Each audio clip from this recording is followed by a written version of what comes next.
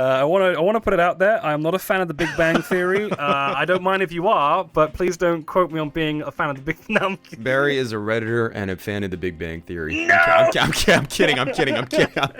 Yeah, I'm a avid poster on r/Big Bang Theory. That's my favorite place to be on the internet. Yeah, for sure.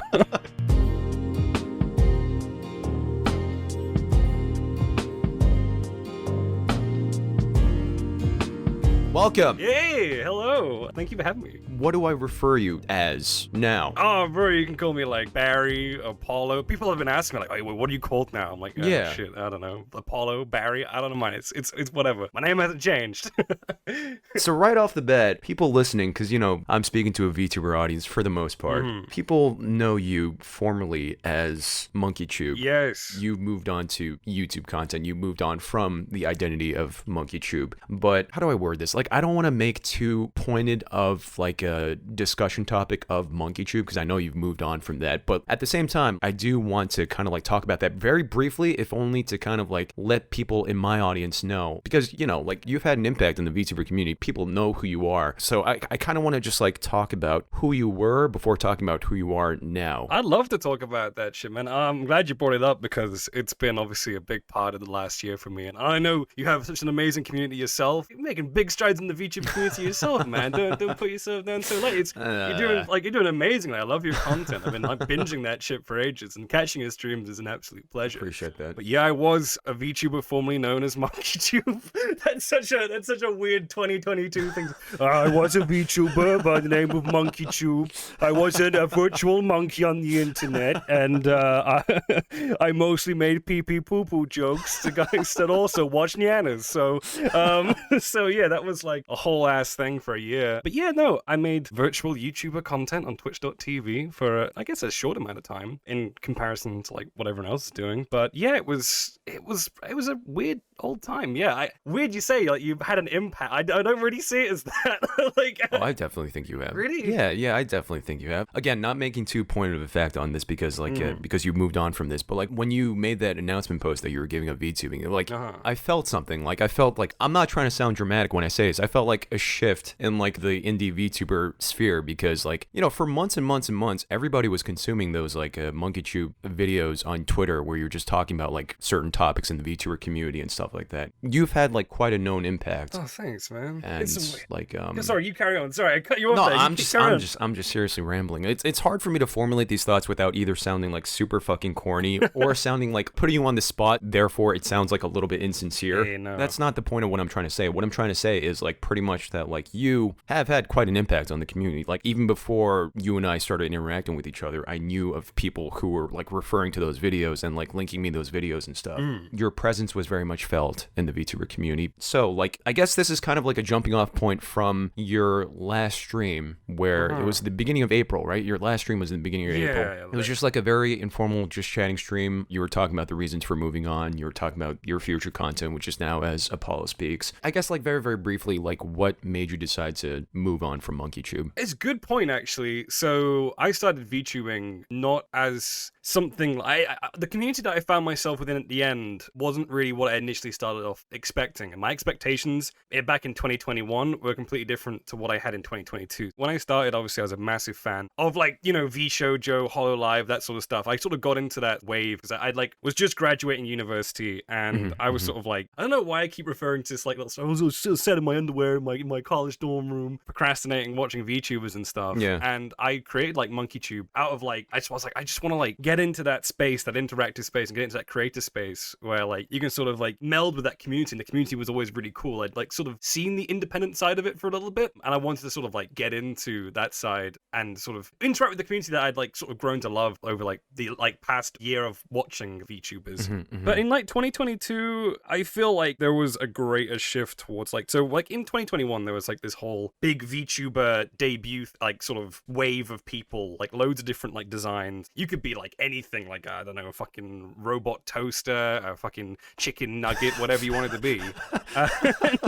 You would find like mutual acceptance in the VTuber community, but like 2022 rolled around and I started seeing this shift where VTuber was becoming synonymous with like at the anime sort of mainstream and the sort of other kind of designs. I don't speak for everybody, by the way. There are like outliers, but like Like the majority of my audience wasn't a VTuber audience at the end of the day, or it was coming from like my friends, and like they would tune in from my friends, and I was like, so I'm not really appealing to the VTuber audience anymore. And I love the furry community, but I myself, I'm not a furry, and I was sort of gaining more of a furry community because I was a monkey on the internet, and I thought like, my content isn't really reflecting what I personally sort of, take in and what I personally really enjoy. I think it's an important thing at the end of the day. Yeah. I got a huge amount of like, oh, well, I don't really feel like I'm a part of the community that I'd like loved like 2 years ago. It was a weird thing coming to realization that like, oh, am I really a part of this anymore? I'm making like VTuber videos, but am I really feeling like in connection with this shit anymore? But, I see. yeah, that was kind of half the reason. Yeah, that was kind of half the reason. Oh yeah, no, the other half was like, it's stress. It's just stressful, like streaming. I get you. Yeah, man. So before we move on to what you're doing now, generally speaking, how have you been? What have you been up to? I've been feeling a lot less stressed. Like streaming, even if you're doing it like 3 times a week, it can be killing, man. And I honestly, like, you bring a lot of energy to your streams. I can't imagine like the stress you must deal with at the same time must be pretty high, because you have a high octane like streaming presence, which I really do admire. And streaming 3 days a week for me was getting like really stressful. I work a day job and stuff, and like I just wanted to make content which would be a lot easier for me to like manage with my work life, so I can do a video a week and do it on something that I really enjoy. And that was sort of like, it's making me a lot less stressed, and I'm a lot happier now, I guess, for being less stressed. Completely understand. But yeah, speaking for myself, I have these kind of like out of body moments myself where I'm just like, how the hell do I have this much energy actually? And like, I shouldn't have to say this to anybody listening because it's pretty obvious, but it's just like, I do feel on the verge of burnout a lot of times, and it's important to like step away sometimes and just kind of reassess your workflow if it's getting to that point, which I am doing like currently actually. So you said in the final stream, this is the first time I ever actually heard you talking about this in the months I've been tuning into your streams, but you're shifting away from streaming to YouTube content, and in that YouTube content you wanted to do World of Darkness stuff. Yeah. So tell me about this new persona of yours. I hope that doesn't sound patronizing. Tell me about this new persona of yours, Apollo. Like, where did that come from? Tell me about yourself, boy. Who are you now? Yeah.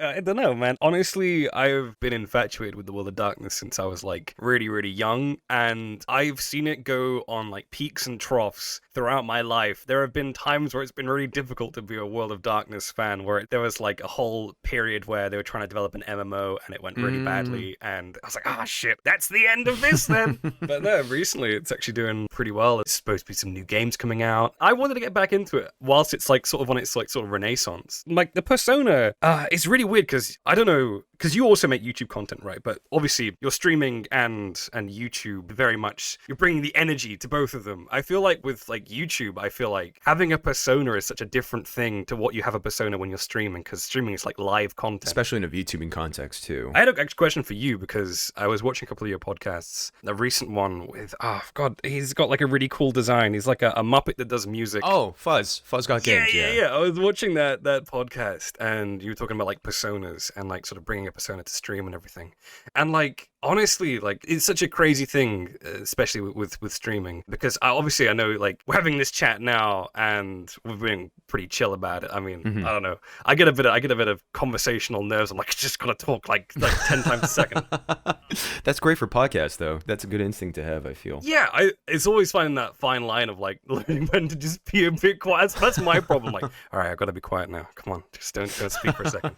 But yeah, now legit, man. Like, I think like I don't know. Talking about like stream personalities and stuff like that. Right. How would you find, like, because you were talking about, I feel like I'm going through like your catalog of work now. It's like a weird thing. Like, how did you feel like you kindled your personality in terms of like creating content? It was actually, so I've been in a very reflective mood lately because of the podcast. One of my friends and a viewer named Hills, I had them on the podcast a couple weeks ago. Very lovely individual, by the way, and they just debuted recently too. Like, cool. I mentioned that because like I encourage people in one of my podcasts to go back and listen to my very old VODs from when I first started streaming, like a week in. Yeah. And they actually did. They actually went back and watched one of my VODs from way back, and they left a comment on like one of my first streams where I was playing Resident Evil to like 2 friends of mine.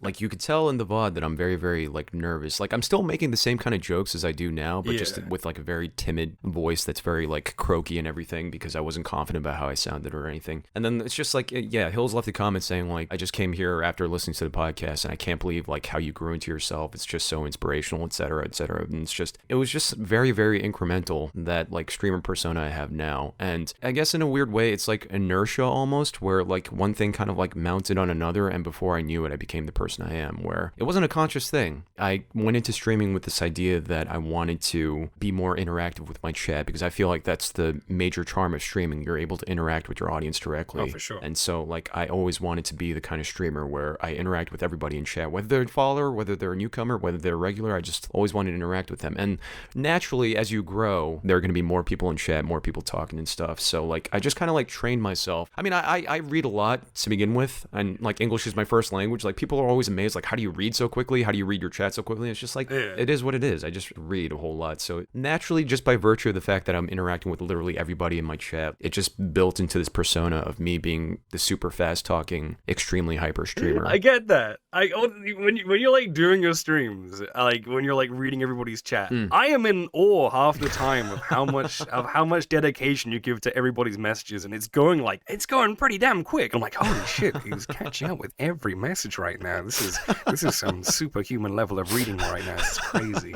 But yeah, I feel like just having that confidence. You were speaking before about like finding your ground, getting your footing with streaming and everything. We were talking about your friends, sort of just saying how far you'd come, but I think it takes that sort of level of self-reflection to look back and go, wow, I really am confident now. And you can enjoy yourself a lot more when you're confident. It does take that level of confidence in your own kind of brand to keep that going. And I think like you definitely have that. Like you have like a certain like confidence that you bring to your streams and to your content, which is completely admirable. And it's kind of interesting to see that, I guess now in terms of like the VTuber space, there's quite a few graduations. I don't know whether that's people like not being fully confident in the content they might be creating at this point in time, because it's such a new field and everything. Very much so. And yeah, I mean, like during the pandemic, there was just an explosion of people getting into VTubing just as a passing hobby, I feel. Which there's nothing wrong. I got into this as a passing hobby too. For sure. I had no expectations going into this. Like the reason why it kind of like blows my mind that I have this persona now, especially, is because I had no plans to be a streamer. And now like a year and a half into it, because of like the community I built, because of the certain brand that I built, for lack of a better word, like I really want to go fucking full hog with this shit now.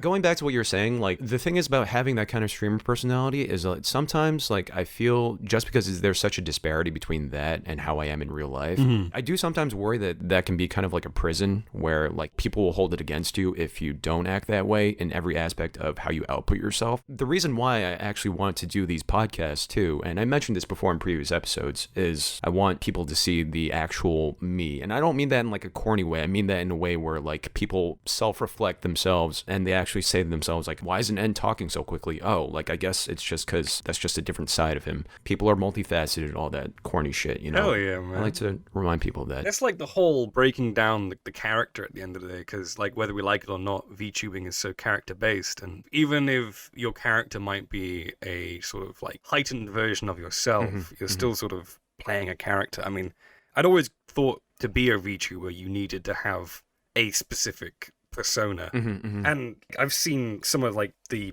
biggest influences that I had later on, like not necessarily starting off, but like later on we look at people like Cabal and like Puppy and stuff, like they all have like a certain persona, some more than others, some more have like an actual character they play. Right. And I feel like it is probably quite important to sort of sometimes break down those sort of like character barriers. Obviously it's a big argument within VTubing is how much of your real self do you show, because there are plenty of people in the community which think, no, it's just a character, you can't be yourself. Right. But I think it is important to like sometimes just be like, yeah, I'm a real person, okay? I'm still real. Definitely. Wait, with that said, like, if you don't mind me asking, like, how much of yourself, as a very leading question, like, how much of yourself was MonkeChoob? It started off as not much. It started off as being like, I fabricated this kind of persona, I put on a sort of specific voice. Not like too dissimilar to my own, but a very heightened, very sort of like parody of myself. And then as I sort of got on with it and started sort of evolving, ironically, being a chimp, I found it more cathartic to sort of be myself. But that also came with its own caveats where I was like, oh man, I'm being a bit more like myself right now. Are people really enjoying this? And that sort of thing can really ebb and flow. Like some people come to a VTuber for that kind of heightened experience, for something more energetic or something more different from what you can get with a facecam streamer. And right. a lot of my later streams really kind of reflected this kind of like, I just want to fucking just sit back, play some Minecraft, and talk to some people, all right? Right. I feel like that's not what a lot of people come to VTubing for. That's just my opinion. There's obviously loads of different ways you can stream, and obviously everybody is valid in the way they want to stream, but I think people do have a certain set of expectations for a VTuber in a very sort of minimal form, just to be a sort of heightened version of themselves whilst they're on stream. And I think that's something I've seen a lot. Do you at the same time think that might be like, I'm not saying you have this judgment, but do you think like it might be a little unfair for the culture to present itself that way where people have that kind of expectation of VTubers? I think there are various things which are unfair on that kind of scale, like in terms of what we expect from a VTuber and the level of personality they can sort of offer that sort of streaming space. I think we should be more open to people being themselves a bit more. I think that's something we should probably accept a bit more. I say we. I'm not a VTuber anymore. I'm not part of this community. But VTubers should be more tolerant of people being themselves. There you get that. That's my 2 cents, VTubers. That's what you're gonna get today. But yeah, I think you're completely right there, man. It isn't an unfair judgment to like make sure people are playing a character 24/7. You know, not to... Again, I hope nothing I say sounds patronizing, but I'm glad like you're airing out these feelings because like I never got the sense that you had any of these kinds of concerns actually while you were being MonkeChoob, which is probably why like it came as all the more of a shock when you said you were quitting the MonkeChoob persona and quitting VTubing. So there's an expectation in the VTuber community that if you get a big collab, you're set. You've got that big collab and off you go, baby. You're off to the races. There's a whole lot of things which like sort of are happening behind the scenes all the time within VTubing where you can have a set of expectations. The whole thing about like me leaving VTubing was that I had expectations of what the VTuber community and what the VTuber streaming sort of side of things was. I guess over like a year it was kind of like being subverted bit by bit. I won't lie, I was like naive enough to think that like, oh, big collab will land me some decent success. I've been on a couple of VTuber based shows off of the basis of my male VTuber video or just on Twitter. And I think if you're not already there, like if you're not creating like a body of work for yourself, like you're doing, you're creating a body of work on YouTube, which is, you know, it's making that, it's you're getting good success out of those videos on YouTube, you're creating a good body of work. I think at the point where I was at making those Twitter videos, I think I set myself up with like the wrong expectations for going into some of those interviews at the time. I see. Which was a weird thing altogether. So, wait, how's that weird? I don't know. Honestly, I think towards 2022, going into 2022, I felt less and less like a VTuber. So doing like VTuber talk shows and stuff felt like I always felt like, oh man, am I supposed to be here? I feel like the least VTubery person in the room, even though I'm a chimp, like a space chimp.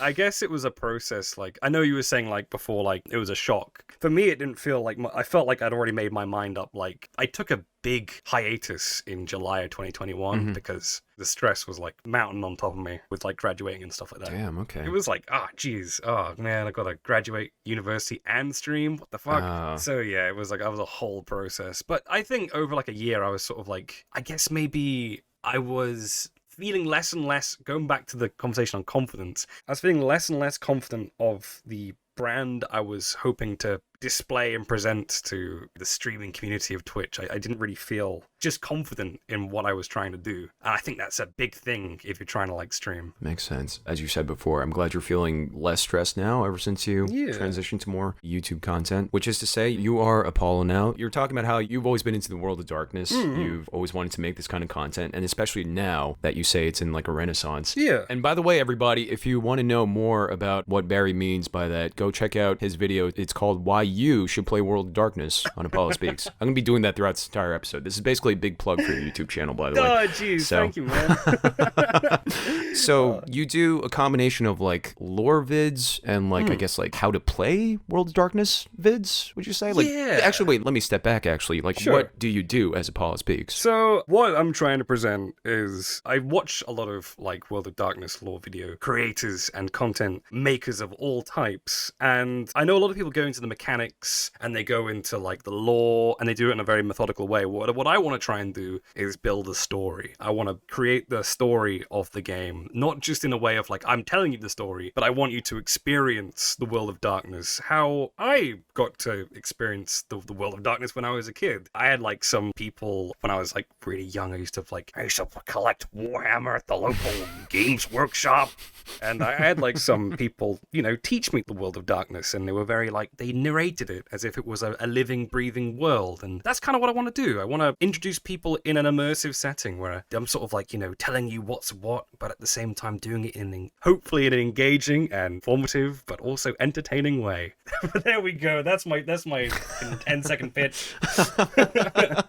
It's a funny thing because, like, I feel like the World of Darkness is something that's, like, embedded in the wider geek culture, in that, like, we see bits and pieces of it here and there. There was, like, in my case, for example, it was Vampire the Masquerade Bloodlines, the game that came out by Troika, that I fucking loved, and, like, it has a huge cult following, rightfully so, because it's a really good game. Yeah. But, like, the whole story with Troika, they very foolishly released the game on the same day as Half-Life, and, like, because of that, their sales tanked, and the game didn't get that much recognition at the time. Because of that, and, like, the generations of it having a cult following, and also, like, other games, like, I also played, like, Under the Reckoning as a kid. Oh, yeah. I see little bits and pieces of the overall World of Darkness world from time to time. I mean, it could just be by virtue of the fact that I don't go on certain parts of the internet, but, like, I don't see, like, a great wellspring of, like, a World of Darkness community in the greater, like, gaming world. That's always kind of, like, surprised me, I guess. Surprised me as well, I ain't gonna lie. It's grown and shrunk over the years. I think the problem with World of Darkness is that it's been owned by, like, 3 separate parent companies over, like, the past 20 years, and they've all come into it with their own different vision of what it's going to be. And not to get too in-depth with the whole, like, because I could bore the socks off of anybody. So it started off as the World of Darkness, which happened in the 90s, and that was, like, it came off of the back of being, like,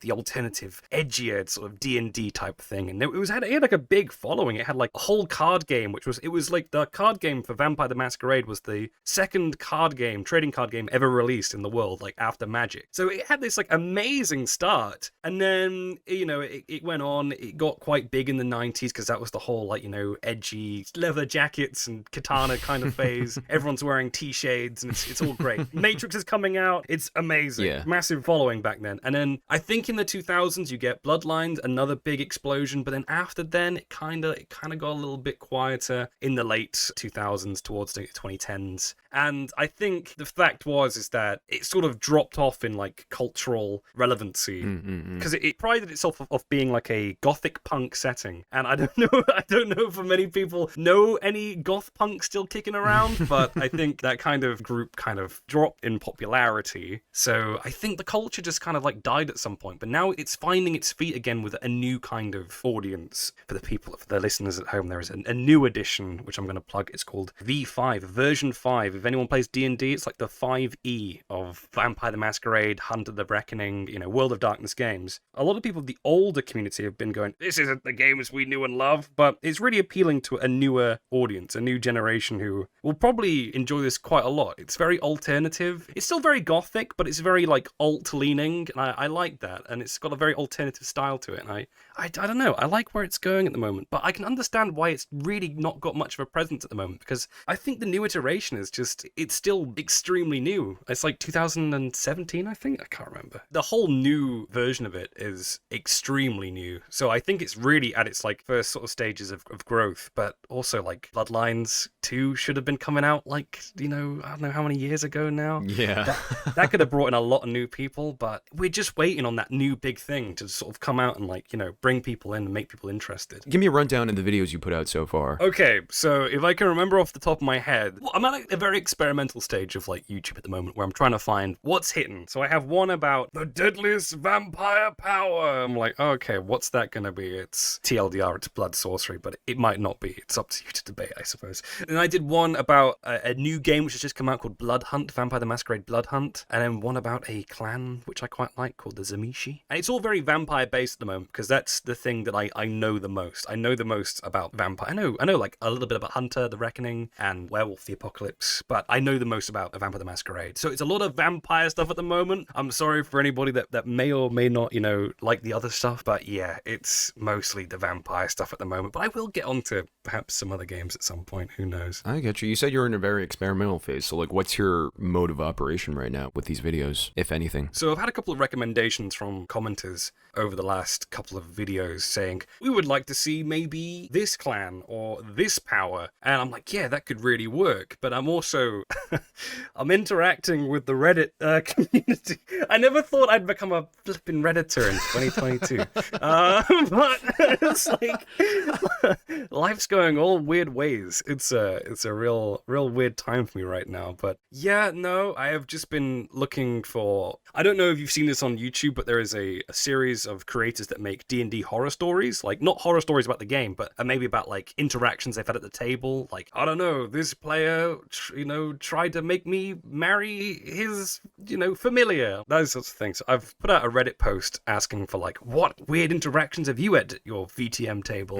So I might do a video about that and see if it goes well. But at the moment, yeah, it's a very experimental phase of like, put out this power video. Let's see how that does. Let's see how this Reddit one does. That sort of thing. So for anybody listening that doesn't know anything about World of Darkness, my familiarity is also mostly with Vampire the Masquerade, mostly Bloodlines, because that's like a game that I loved in my childhood and I still continue to love. Which, by the way, I need to say this again for the people at home, because there are a lot of Zoomers listening who probably don't know what the fuck we're talking about. But it is very much like a beloved game with a cult following, and it's not just for the sake of like nostalgia that people play it. It's really just like kind of like a feeling of like the promise of what could have been, kind of, because like I said, the game was like kind of rushed in development. Oh yeah, man. It like I said, it tanked because like the game came out the same day Half-Life came out, so the sales kind of tanked and kind of like ruined the company. But the game is solid, seriously, and like the role-playing elements of it, they still hold up very much so. And like it's the kind of game where you choose like a vampire clan at the very beginning, and each vampire clan has its own discrete elements. Like, for example, there's the Ventru. Yeah, the Ventru. They're super posh, and their penalty is that they can't feed off of like beggars and prostitutes in the game and stuff like that. And there's also like the Camarilla, I think. Not the Camarilla. What's the super crazy one? Malkavian, there we go. The Malkavians, where like they're just completely nuts and like their responses aren't rational and they hallucinate and stuff like that. At least in the game. I don't know the full lore. Yeah. But that's the thing. Like, the thing I would love to see, based on the one video you made of a clan that's actually not playable in Bloodlines, is called the Zemishi.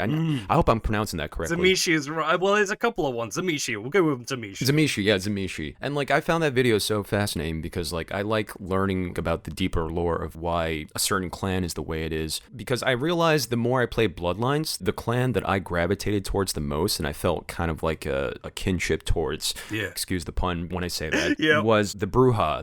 Yeah. They're a clan that's all about being like rebellious. They're all about like destroying the status quo and stuff like that. Yeah. The more I interacted with that clan in the game, the more I was like, I feel a bond with this specific clan. And I think like playing a game and then like hearing about like the deeper lore of a specific clan and then playing that game again, kind of like with a refreshed perspective of why that clan came to be and how they are, like that could be like super fucking interesting, at least in my perspective, because like I didn't know anything about the Zemishi outside of the little bits and pieces I got in Bloodlines. And like ever since I saw that video, if I went back into the game, I would probably notice a lot more. Like you said, the Zemishi make furniture out of like skin and stuff like that. I'm remembering that correctly, right? Yeah, in the level on Bloodlines where you go into, I think it's called the King's Way, where you go and fight the Zemishi. He's like the Sabbat leader.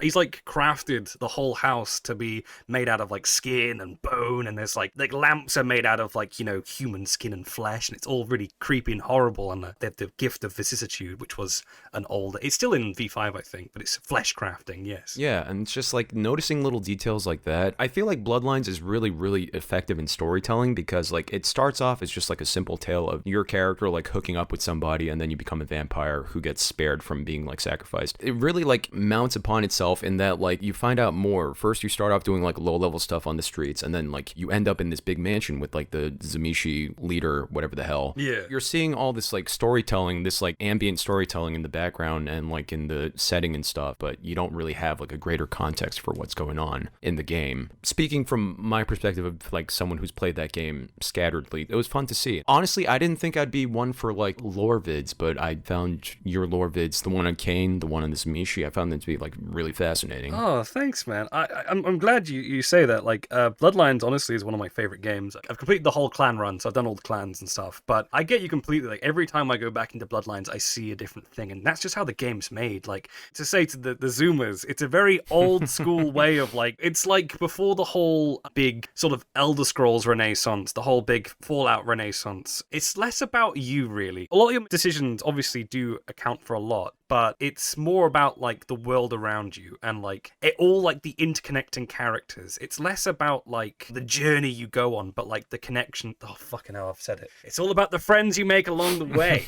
It's a really interesting game. I think if anybody feels compelled to play this after Enrico's given that amazing testimony to play Vampire the Masquerade Bloodlines, it's an old game. It's obviously Half-Life 2 era, came out on the same day, but you can get an unofficial patch for it. Very easy to download. There's like 20, 30 videos on how to download it, and it's still really playable to this day. It is a bit of a buggy mess, but the voice acting is amazing. God, there's so many like cool voice actors. It's like the guy that plays Bender, John DiMaggio, I think, plays Smiling Jack. Wait, he plays Smiling Jack? Smiling Jack, yeah. He's the guy that greets you out the doors of the theater, yeah. I did not know that. And Azula from Avatar, the Grey Delisle plays Jeanette and Therese Foreman, the Malkavian. Oh, I'm not going to give that away. There's a couple of sisters in the game. There's 2 sisters in the game, and you'll find them in the early stages, and she plays those 2 characters. I know it's corny to say this and it's overused to say this, but like the bugs kind of add to the charm in a way where like you hone in on the roleplay elements more than anything else. It's a very fun game with tons of replay value. I think it's actually one of my most played games on my Steam account too. But at the same time, like I've never been a big D&D person. I've never been like a big pen and paper tabletop gaming kind of person. So like I think having this kind of background is like a good introduction to that kind of stuff, because I've always wanted to get into D&D and like tabletop role-playing stuff, but I just feel like it's so daunting because like the learning curve, I just feel like it has such a huge learning curve, and also you need like the right elements. You need like people in your life who want to play with you and stuff. So it's just really tough for me, and I feel like there are like tons of people like me who want to get into it, just can't get into it, and learning about this kind of stuff would be very helpful. I vibe with you with that because like I only recently like played D&D in like 2018 for like the first time. I played World of Darkness ironically like before I even knew about D&D. D&D was something I learned from like, I don't know if it's like it's gonna sound fucking cringe. I think I was like watching an episode of The Big Bang Theory when I was like 15. I was like, "What's this game? Oh, it's D&D." I want to put it out there. I am not a fan of The Big Bang Theory. I don't mind if you are, but please don't quote me on being a fan of the Big. No, Barry is a Redditor and a fan of The Big Bang Theory. No! I'm kidding. Yeah, I'm a avid poster on r/Big Bang Theory. That's my favorite place to be on the internet. Yeah, for sure. It's really daunting, especially because D&D's been around for so much longer that people have had a really intimate connection with the game. Like, people have lived and breathed D&D. When I first started playing, because I was already pretty confident in TTRPGs, my expectations going into D&D were like completely out the water. I thought it's like, I am so out of my depth here. Like, people have like grown up with this game, and you know that can be extremely, extremely daunting. So especially for like new players that have never played tabletop role-playing games, I think it could still be really interesting to learn about a world which is being written about and created by like loads of different people and has a continuous storyline, which is still pretty damn cool, and you know, not always have to access the actual TTRPG side of it, because I'm not gonna lie, that's an extremely difficult thing to organize, especially if one, you're a busy person, or two, you might have anxieties about like you meeting with groups of people either in real life or on the internet and organizing those games, because that can be fucking stressful. Yeah, very much so. And so like I've always just been sitting on the sidelines with this kind of stuff, but I feel like these videos do definitely serve kind of like a need in people who might be interested, just want to dip their toes in. So you have videos where you do lore, obviously. You have certain videos where you evangelize about why people should play World of Darkness. What's on the horizon? That's a good question, actually, because I love the World of Darkness, but I think there's a great need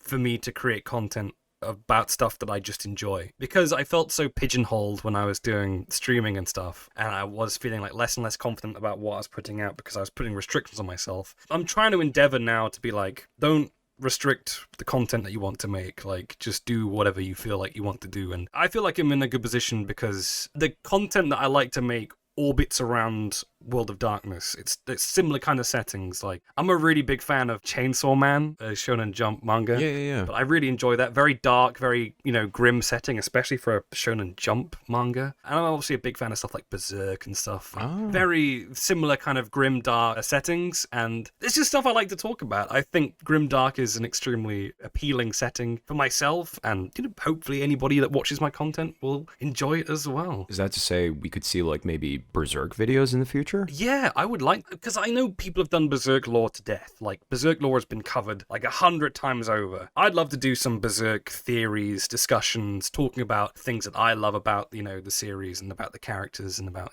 sorts of things. And other stuff as well. Obviously, I know people have got loads of videos out there about loads of lore about series that I like, but I do want to try and offer my own perspective rather than contributing to the vast swathes which are already out there. So yeah, it's going to be a process of just trying to find stuff I enjoy doing, I suppose. Again, not to sound patronizing, I do feel like it is good that you're keeping yourself open to all this stuff where you're still figuring out your voice. I think like wanting to figure out your specific voice is always like such an undervalued thing when you're starting out as like a content creator. Not to sound self-aggrandizing when I say this, like I felt like it was very much a strength for me when I started out, where people kept calling me when I first started streaming, people kept calling me like one thing or another, like, oh, you're so chaotic, oh, your voice is so soothing, like you should do cozy content. Of course, yeah. I resisted all that in the beginning because I'm like, I don't know what this is yet. I don't know what any of this is yet. Like, I want to figure this out as I go along. And then, like, if I feel like I'm in the groove of something, then I'll, like, declare that that's about me. Which is to say, like, now I do consider myself, like, the hyper-energetic streamer who also does, like, comfy stuff on the side. So I guess only, like, a couple months ago, I started to really feel like I was hitting my groove pretty much. I do think, like, while you're navigating this space, it is an extremely valuable thing to say, like, oh, I want to do this, I want to do this, I want to do this, that kind of thing. I was going to ask, like, just in terms of finding your voice, like what part did you feel like, oh right, this is like the